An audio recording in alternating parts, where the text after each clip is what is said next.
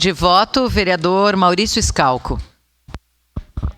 Senhora presidente, caros colegas, no momento oportuno votarei favorável, mas escutei atentamente o vereador Daniel falando aqui e acho muito interessante, vereador Daniel.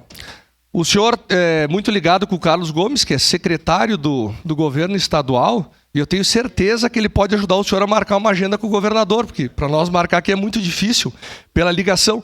E daí o senhor pode pessoalmente ir lá ajudar a cobrar o repasse de 8% para 12% e ser efetivo nas suas reclamações.